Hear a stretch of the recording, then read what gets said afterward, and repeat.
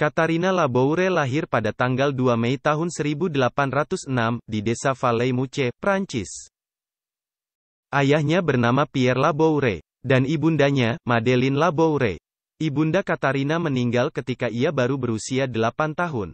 Pada usia yang masih kecil itu ia menunjukkan kasih yang khusus kepada Bunda Maria. Dikisahkan bahwa setelah pemakaman ibunya, Katarina memanjat kursi untuk mencapai patung Bunda Maria di rumah mereka, dan menggenggamnya di dadanya, seraya berbisik, "Sekarang engkaulah ibuku." Suster Katarina tertarik dengan kehidupan religius dan pada tahun 1830, ia bergabung dengan kongregasi Suster Puteri-Puteri Kasih di Rue de Bac, Paris yang didirikan oleh Santo Vincentius de Paul. Beberapa hari setelah menjadi novis di biara Rue de Bac, Bunda Maria menampakkan diri kepadanya. Pada tengah malam tanggal 18 Juli tahun 1830. Suster Katarina terjaga dari tidurnya karena suatu suara ajaib yang memanggilnya. Wake up, the Blessed Virgin is waiting for you. The Blessed Virgin is waiting for you. Ia tersentak bangun, dan tampaklah di hadapannya seorang anak kecil yang bercahaya berusia kira-kira 4-5 tahun. Dalam sikap ragu-ragu, penuh tanda tanya dan takut, Suster Katarina bersama anak kecil ajaib itu melangkah ke kapel.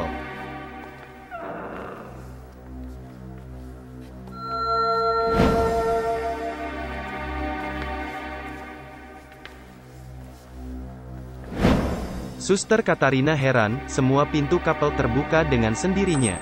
Lilin-lilin dan lampu-lampu di dalam kapel itu menyala.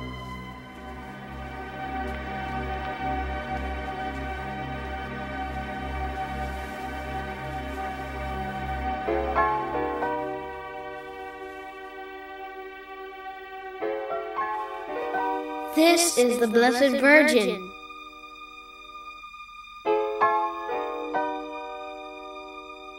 This is the Blessed Virgin. Di sebelah altar turunlah Bunda Maria dan berlutut menyembah sakramen Maha Kudus. Lalu duduk di kursi pastor.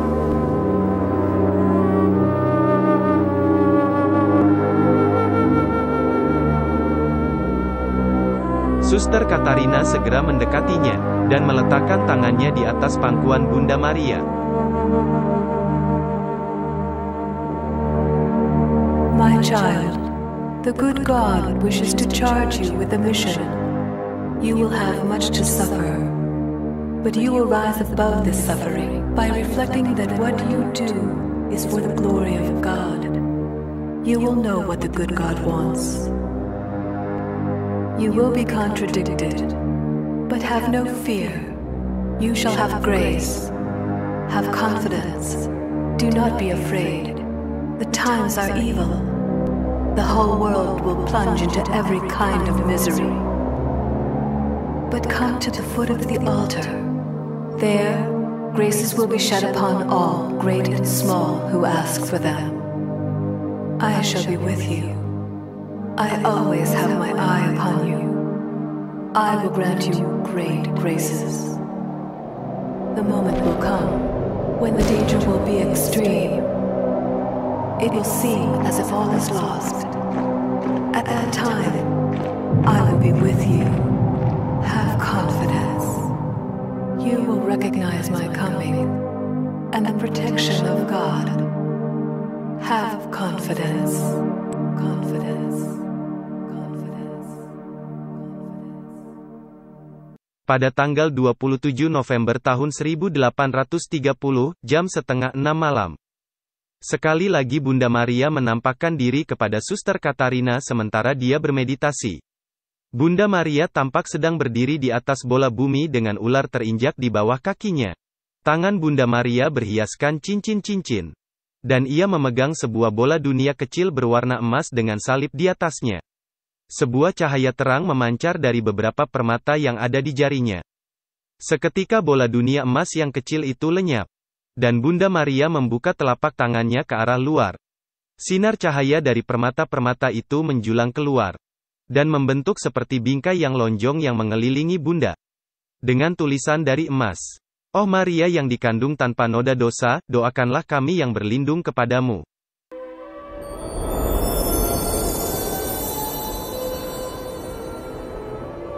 Most Holy Mother, this ball that you see represents the whole world and each person in particular. These are symbols of the grace I shed upon those who ask for them.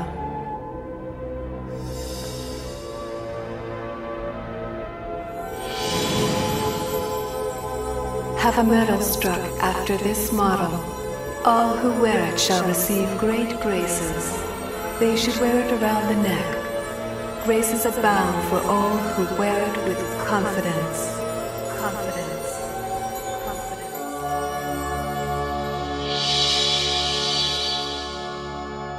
Penglihatan tersebut kemudian berputar dan menampakkan bagian belakang. Bunda Maria menjelaskan arti dari medali ini kepada Suster Katarina dan penjelasannya sebagai berikut. Pertama, kaki menginjak ular di atas bola dunia. Maria adalah Ratu Surga dan Bumi.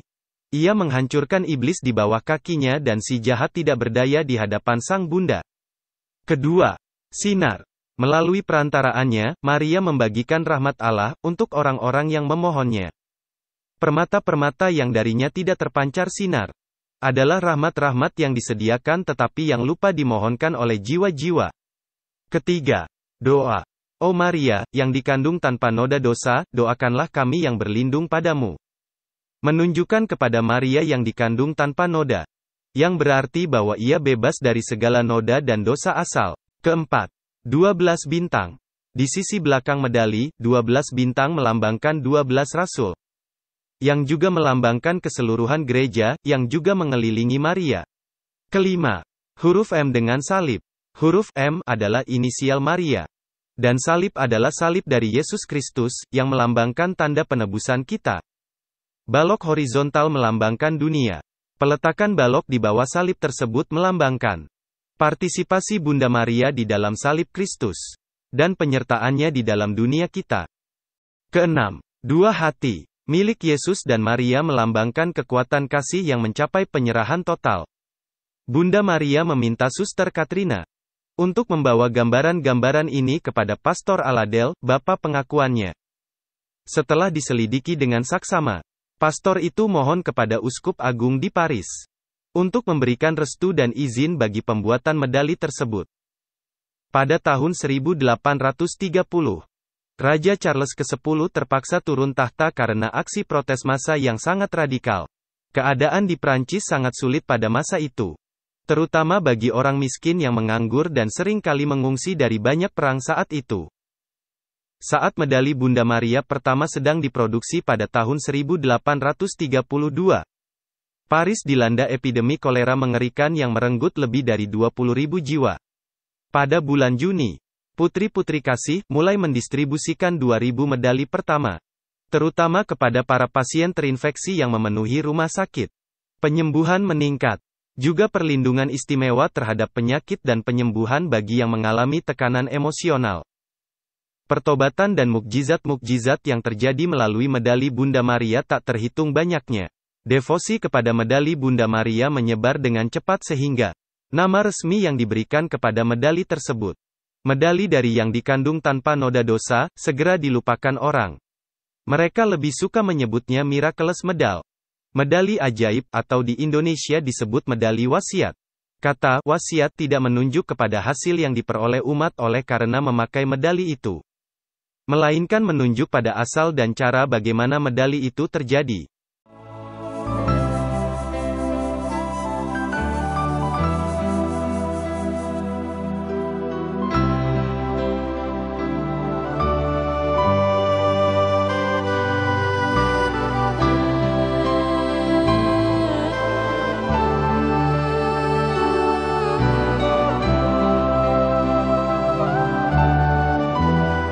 Setelah penampakan Bunda Maria kepadanya, Suster Katarina melewatkan 45 tahun hidupnya sebagai biarawati dengan merawat mereka yang tua dan yang sakit. Rahasia penampakan Bunda Maria yang dialaminya tidak diketahui oleh rekan-rekannya sebiara. 8 bulan sebelum kematiannya, barulah ia menceritakan beberapa penampakan yang dialaminya kepada Suster Dufes, superiornya. Suster Katarina Laboure meninggal dunia pada tanggal 31 Desember tahun 1876 dalam usia 70 tahun. Pada tahun 1933 demi proses beatifikasinya. 57 tahun setelah Katarina dimakamkan, makamnya digali kembali. Dan tubuhnya ditemukan dalam keadaan segar sama seperti pada saat ia dimakamkan. Matanya tetap biru dan indah. Kedua belah tangan dan kakinya lemas dan tidak kaku, seolah-olah ia sedang tidur. Saat ini tubuh Santa Katarina, yang masih utuh tersebut, diletakkan dalam sebuah peti mati kaca. Di samping altar kapel Santa Maria dari medali ajaib. Begitu banyak orang yang kembali kepada Tuhan. Melalui perantara Bunda Maria dan penggunaan medali ini. Dalam waktu yang singkat banyak orang di seluruh dunia telah mengenakannya. Pada tahun 1832, pencetakan awal adalah 1.500 medali. Pada tahun 1839, yaitu dalam 7 tahun, lebih dari 10 juta medali dibagikan. Pada tahun 1867, yaitu tahun kematian Suster Katarina, diperkirakan ada lebih dari 1 miliar medali yang dikenakan oleh orang-orang percaya di seluruh dunia. Sampai hari ini, ia merupakan salah satu devosi paling populer. Dan jutaan medali wasiat didistribusikan per tahun, kepada orang-orang di dunia. Dilaporkan bahwa, Missionaries of Charity oleh Bunda Teresa dari Kalkuta, membagikan kurang lebih 1,8 juta medali per tahun. Medali wasiat adalah sebuah sakramentali.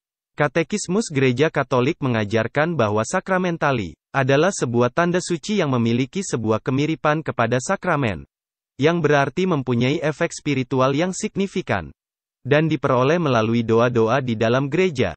Medali wasiat merupakan suatu tanda kasih sayang. Serta pemeliharaan yang dianugerahkan Bunda Maria kepada kita semua. Melalui pesannya pada Suster Katarina. Mengenakan medali wasiat berarti menerima tawaran kasihnya. Yang juga membuat kita layak menerima anugerah Tuhan, melalui perantara Bunda Maria. Oh Maria, yang dikandung tanpa noda dosa, doakanlah kami yang berlindung padamu. Amin.